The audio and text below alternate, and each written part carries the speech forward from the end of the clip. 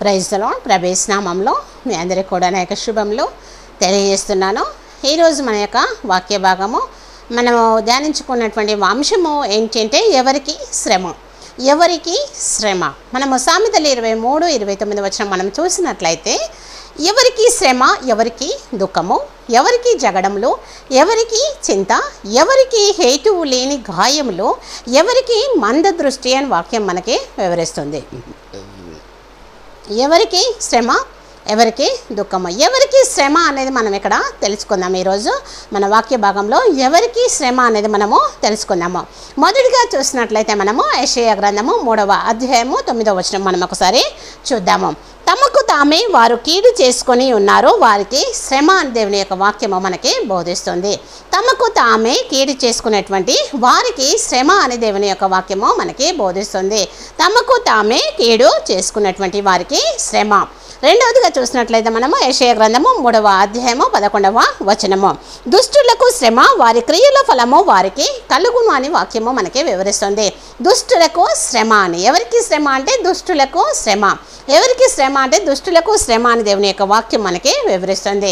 అదేవిధంగా యెషయా గ్రంథము 5వ అధ్యాయము మనము 8వ వచనంలో మనం చూసినట్లయితే ఇంటికి ఇల్లు కలుపుకొని పొలమునకు పొలము చేర్చుకొని మీకు శ్రమ అని దేవుని యొక్క వాక్యం మనకి బోధిస్తుంది.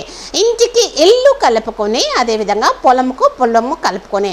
నిజంగా మన సహజీవనంలో మన యొక్క సహజమైనటువంటి జీవనంలో మన మానవులుగా మనము జీవిస్తున్నటువంటి మనము నిజంగానే మన పక్క ఇంటిలో ముందులో ఎక్కడో ఒక దగ్గర కొంత ప్లేస్ ఉన్నా సరే దాన్ని మనం కలుపుకోవడానికి ఇష్టపడుతూ ఉంటాం.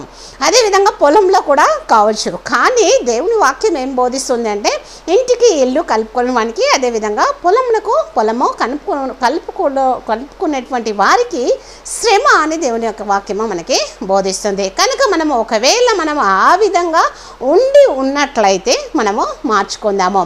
ఎందుకంటే మనకు శ్రమ అని వాక్యము బోధిస్తుంది కనుక. అదేవిధంగా యెషయా 5వ అధ్యాయము 11వ వచనంలో మనం చూసినట్లయితే మద్యము త్రాగుదామని వేకువనే లేచి ద్రాక్షరసము తమకు మంట పుట్టించు వరకు చాలా రాత్రి వరకు పానము చేయవారికి శ్రమ అని వాక్యము బోధిస్తుంది. మద్యము తాగేటువంటి వారికి, మద్యము త్రాగు వారికి శ్రమ అని వాక్యము మనకి వివరిస్తుంది. ఒకవేళ నీవు ఆ స్థితిలో ఉన్నట్లయితే మనల్ని మార్చుకోవాల్సిన అవసరం ఉంది. ఎందుకు అంటే మద్యము తాగే వారికి శ్రమ అని దేవుని యొక్క వాక్యము బోధిస్తుంది. శ్రమ కలగకుండానట్లు మనము ఈ యొక్క మద్యము నుండి మనము పక్కకు తప్పుకోవలసిన వారమై ఉన్నాము, మార్చుకోవలసిన వారమై కూడా ఉన్నాము. అదేవిధంగా మనము 5వ అధ్యాయం 21వ వచనం, యెషయా 5:21వ వచనంలో మనము చూసినట్లయితే తమ దృష్టికి తాము జ్ఞానులమని, తమ ఎన్నికలో తాము బుద్ధివంతులమని తలంచుకునే వారికి శ్రమ అంటున్నాడు దేవుడు. తమకు తామే జ్ఞానులమని, బుద్ధిమంతులమని ఎవరైతే ఎంచుకుంటారో, తలంచుకుంటారో వారికి శ్రమ అంటున్నారు. నిజంగానే మనము కొన్నిసార్లు మన తల్లిదండ్రులు కావచ్చు, మన పెద్దలు కావచ్చు, మన అధికారులు కావచ్చు, ఎవరైనా సరే మనకి ఏదైనా చెప్పినప్పుడు మనం ఏమనుకుంటామంటే నాకే జ్ఞానం ఉంది, నాకే బుద్ధి ఉంది అనుకుంటాం. కానీ ఎవరైతే తమకు తామే జ్ఞానులమని లేదా తమకు తామే బుద్ధిమంతులమని చెప్పుకున్నటువంటి వారికి శ్రమ అనే వాక్యము బోధిస్తుంది. కనుక మనము ఒకవేళ ఆ విధంగా తలుచుకుంటున్నామట్లయితే మనల్ని మార్చుకుందాము. ఎందుకంటే మనమే జ్ఞానులము, మనమే బుద్ధిమంతులమని మనం తలుచుకుంటే మనకు శ్రమ అని వాక్యము బోధిస్తుంది. శ్రమ కలగకుండానట్లు మనల్ని మనము మార్చుకుందాము. అదేవిధంగా మనం 5వ అధ్యాయము 22వ వచనము కూడా ఒకసారి మనం చూసినట్లయితే మద్యము కలుపుటలో తెగువ కలవారికి శ్రమ అని వాక్యము వివరిస్తుంది. మద్యము కలుపుటలో తెగువ కలిగినటువంటి వారికి. ఒకవేళ నువ్వు ఆ విధంగా ఉన్నావా ఆలోచించుకుందాము. మద్యము కలుపుటలో తెగువ నీకున్నట్లయితే నీకు శ్రమ అని దేవుని వాక్యము డైరెక్ట్గా చెప్తుంది. కనుక ఒకవేళ ఈ వాక్యము నీ హృదయాన్ని టచ్ చేస్తే, నీ హృదయానికి తాకినట్లయితే మద్యము కలుపుటలో అక్కడ తెగువ కలవారికి శ్రమ అంటున్నాడు దేవుడు. కనుక ఒకవేళ నువ్వు ఆ విధంగా ఉన్నట్లయితే మార్చుకుందాము. అదేవిధంగా మనము యెషయా గ్రంథము 10వ అధ్యాయము 2వ వచనం మనం ఒకసారి చూద్దాము. అన్యాయపు విధులను విధించు వారికి, బాధకరమైన శాసనములను రాయించు వారికి శ్రమ అని వాక్యము బోధిస్తుంది. అన్యాయపు విధులను విధించువారు. ఒకవేళ నువ్వు ఒక గవర్నమెంట్ అధికారో, ప్రైవేట్ అధికారో, లేదా ఏ హెచ్ఆర్ఓ లేదా ఏ అధికారిగో ఉన్నట్లయితే నీవు ఎవరికైనా లేదా నీ కుటుంబంలోనే నీ పిల్లల లోపలనే ఒకరికి హెచ్చు తగ్గుల పనులు విధిస్తున్నావేమో, ఈ విధంగా మనము ఆలోచించుకోవాలి. అన్యాయంగా విధులను విధించు వారికి, అదేవిధంగా బాధకరమైన శాసనములను రాయించు వారికి శ్రమ అని వాక్యము బోధిస్తుంది. మనకు శ్రమ కలుగుతుంది అంటే మనము అన్యాయంగా విధులను విధిస్తున్నాము, బాధకరమైన శాసనాలను మనము రాయిస్తున్నాము. ఇలాంటి ఆలోచన మనలో ఉన్నట్లయితే, అలాంటి పనితీరు మనలో ఉన్నట్లయితే మనల్ని మనము మార్చుకుందాము. దేవుడు మనకు అలాంటి మనసును దయచేయును గాక. అదేవిధంగా మనము యెషయా 29వ అధ్యాయము 15వ వచనం ఒకసారి మనము చూద్దాము. 29వ అధ్యాయము 15వ వచనము. మా పని ఎవరికి తెలియను అనుకుని చీకటిలో తమ క్రియలను జరిగించు వారికి శ్రమ అని దేవుని యొక్క వాక్యము విధిస్తుంది. మా పని ఎవరికి తెలియనని చీకటిలో తమ క్రియలను జరిగించు వారికి శ్రమ. ఎవరిపైన మనము ఏదైనా ఒక నీచపు పని మనం చేయాలనుకుంటే, లేదా ఎవరిపైన మనం పగ తీర్చుకోవాలనుకుంటే, ఇవన్నీ కూడా ఎక్కడ చేస్తారంటే చీకట్లోనే చేస్తారు. కానీ ఈ మా పని ఎవరికి తెలియను అని అనుకొని చీకట్లో పని జరిగించు వారికి శ్రమ అని దేవుని యొక్క వాక్యము మనకి బోధిస్తుంది. కనుక చీకట్లో నువ్వు పని చేస్తున్నట్లయితే, నా పని ఎవరికి తెలియను అని నువ్వు అనుకుంటున్నావేమో, కానీ నన్ను సృష్టించినటువంటి సృష్టికర్త దేవుడు తన యొక్క కనుదృష్టిని 24 అవర్స్ ఏ 1 మినిట్ కూడా తప్పకుండా దేవుని యొక్క కనుదృష్టి మనందరి మీద ఉంటుంది. కనుక మనల్ని సృష్టించిన సృష్టికర్త మనందరినీ చూస్తున్నాడు. కనుక నా పని ఎవరికి తెలియనని నువ్వు అనుకున్నాయి చీకట్లో నువ్వు పని జరిగిస్తున్నట్లయితే నీకు శ్రమ అనే వాక్యము బోధిస్తుంది. ఎవరికి మనుషులకు కాకపోయినా దేవుడికి, నిన్ను సృష్టించిన సృష్టికర్తకు భయపడి నీ పని తాను చూస్తున్నాడు కనుక నీకు శ్రమ అని వాక్యము బోధిస్తుంది. కనుక మనల్ని మనము మార్చుకుందాము. చీకట్లో ఒకవేళ పని జరిగిస్తున్నావేమో, కానీ దేవుడు నేను చూస్తున్నాడు కనుక ఆ విధంగా దేవుడికి భయపడి మనల్ని మనము మార్చుకుందాము. అదేవిధంగా మనము యెషయా 30వ అధ్యాయము 1వ వచనము మనం ఒకసారి చూద్దాము. లోబడని పిల్లలకు శ్రమ అని వాక్యము బోధిస్తుంది. లోబడని పిల్లలకు శ్రమ అని, అది మన సొంత బిడ్డలు కావచ్చు, లేదా పిల్లలమై ఉన్న మనం ఎవరికైనాను కావచ్చు. కానీ ఒకవేళ నువ్వు లోబడకుంటే శ్రమ. ఎవరైనా నీకు మంచి చెడు చెప్పినా కూడా, వారు నీకన్నా చిన్నవారు కావచ్చు, పెద్దవారు కావచ్చు, లేదా ఆలోచన చెప్పిన వారు ఎవరైనా కావచ్చు, నువ్వు లోబడకుంటే నీకు శ్రమ అని వాక్యము బోధిస్తుంది. కనుక అందరికీ లోబడి లోకంలో జీవించడానికి మనము ఇష్టపడదాము. లోబడినటువంటి పిల్లలకు శ్రమ అని దేవుని వాక్యము మనకి బోధిస్తుంది. అదేవిధంగా యెషయా 33వ అధ్యాయము 1వ వచనము మనం ఒకసారి చూద్దాము. దోచుకొనబడకపోయినను దోచుకొనుచుండు నీకు శ్రమ, నిన్నెవరు వంచింపకపోయినను వంచుంచుచుండు నీకు శ్రమ అని వాక్యము బోధిస్తుంది. దోచుకునే వారికి, అదేవిధంగా వంచించు వారికి, దోచుకునే వారు అదేవిధంగా వంచేటువంటి వారు, దోచుకునేవారు ఏ విధంగానైనా దోచుకోవచ్చు. ఈవెన్ ఏంటి కూరగాయలు జోకేవాడే చూద్దాము.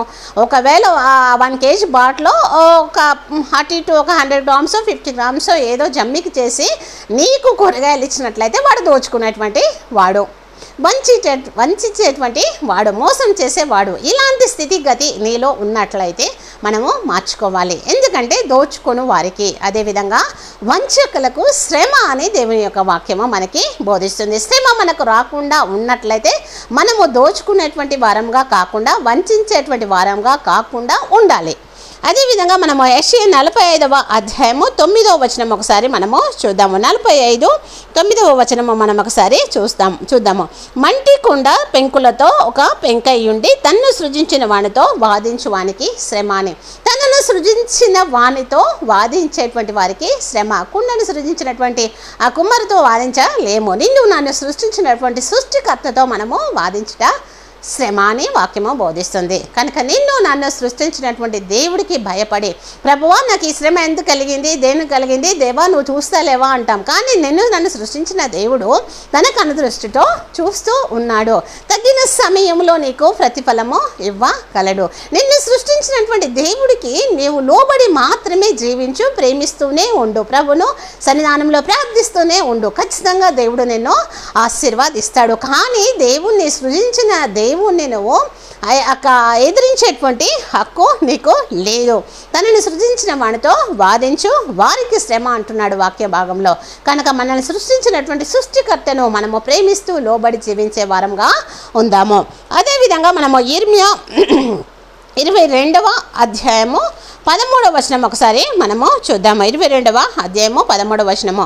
నీతి తప్పి తన నగరును స్థాపించువానికి శ్రమ, అన్యాయము తప్పి తన మేడగదులు కట్టించుకొను కొనుచు జీతమియక తన పొరుగువాని చేత ఊరకే కొలువు చేయించుకొని వారికి శ్రమ అని వాక్యము బోధిస్తుంది. జీతమియక తన పొరుగు వారి చేత ఊరికే పని చేయించుకున్నటువంటి వారికి శ్రమ అని వాక్యము వివరిస్తుంది. నిజంగా మన జీవితంలో మనము ఒక అధికారులుగా కావచ్చు, ఇంట్లో మన పని మనిషే కావచ్చు, లేదా మనము ఎవరైనా మనకు తెలిసిన వాళ్ళతో మనము ఊరికినే పని చేయించుకొంచున్నామా? ఇతరులను పిలిస్తే వారికి డబ్బులు ఇవ్వాలి, ఖర్చు అవుతుంది.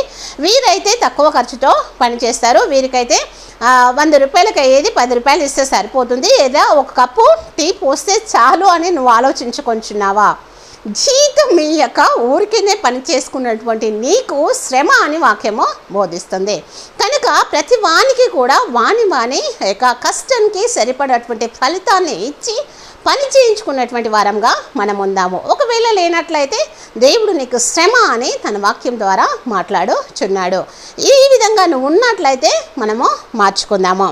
అదేవిధంగా మనము యెహెజ్కేలు 24వ అధ్యాయము 6వ వచనము మనం ఒకసారి చూద్దాము. యెహెజ్కేలు 24వ అధ్యాయము 6వ వచనము. నరహంతకులున్న పట్టణమునకు శ్రమ అని దేవుని యొక్క వాక్యము వివరిస్తుంది. నరహంతకులు ఉన్న పట్టణమునకు, నరహంతకులు ఉన్నారా లేరా అనేది నీకు నాకు తెలియచ్చు, తెలియకపోవచ్చు, కొన్నిసార్లు తెలిసి కూడా ఉండొచ్చు. కానీ నరహంతకులు ఉన్నటువంటి పట్టణానికి శ్రమ అని దేవుడు అని చెప్తున్నాడు. కనుక నరహంతకులు ఉన్నా లేకపోయినా నీవు జీవిస్తున్నటువంటి నీ పట్టణము కొరకే నీవు ప్రార్థించు. శ్రమ కలగకుండునట్లు, నీ పట్టణానికి శ్రమ కలగకుండునట్లుగా నువ్వు ప్రార్థించే వారంగా ఉందాము. నరహంతకులు ఉన్నటువంటి పట్టణానికి శ్రమ అనే వాక్యము మనకి బోధిస్తుంది.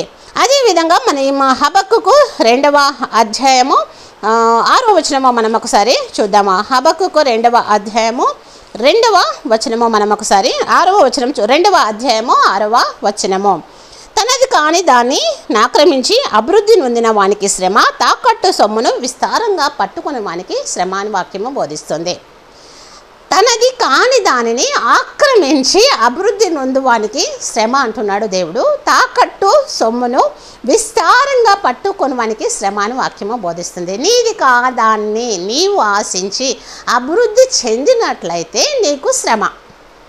అదేవిధంగా తాకట్టు సొమ్ములు విస్తారంగా నీ దగ్గర అవసరం నిమిత్తము నీ దగ్గరకు వచ్చిన వాళ్ళ దగ్గర నువ్వు తాకట్టు పెట్టుకొని వారికి ఏమైనా ఇచ్చినట్లయితే నీకు శ్రమ అని వాక్యము బోధిస్తుంది.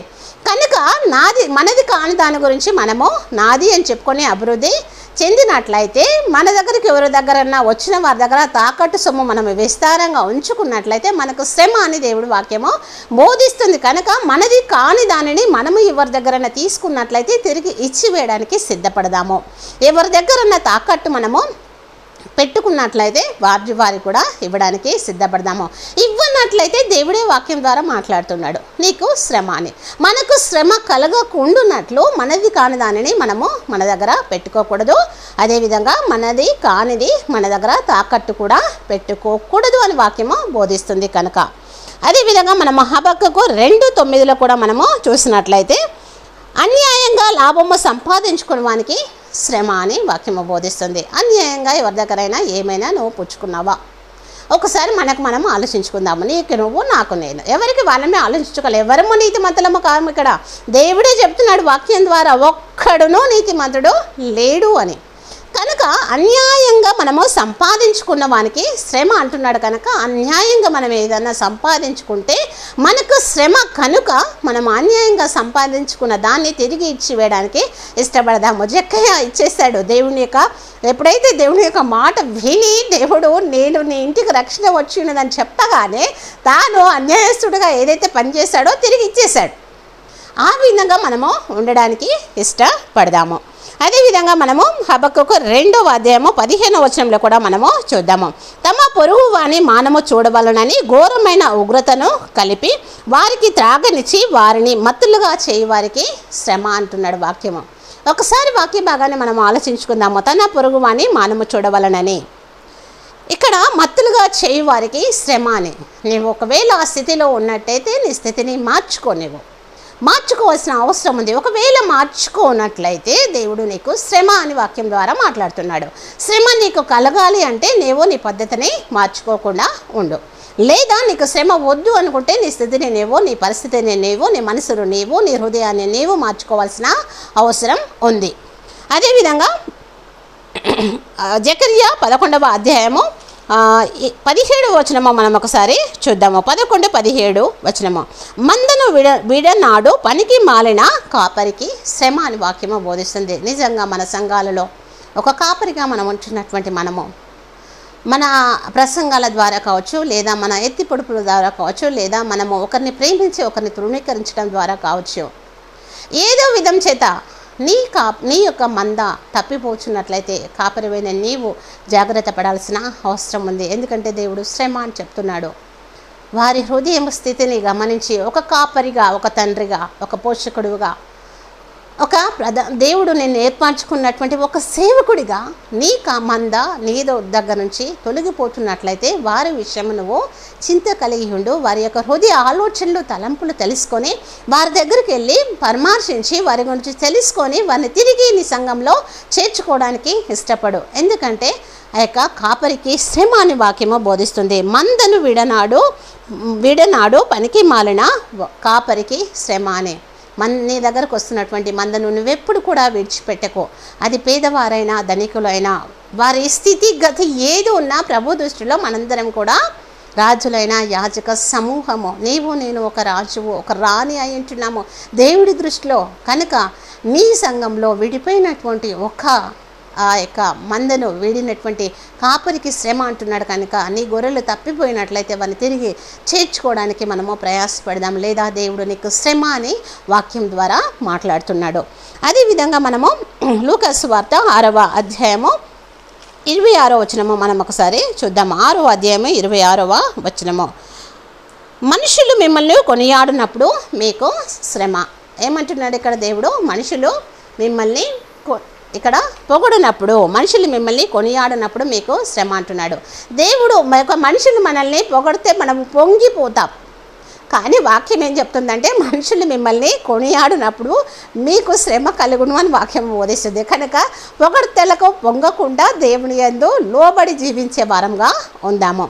అదేవిధంగా మరి 1వ కొరింథీయులకు రాసినటువంటి పత్రిక 9వ అధ్యాయము 16వ వచనము మనం ఒకసారి చూద్దాము. 1 కొరింథీయులకు రాసినటువంటి పత్రిక 9వ అధ్యాయము 16వ వచనము మనం ఒకసారి చూద్దాము.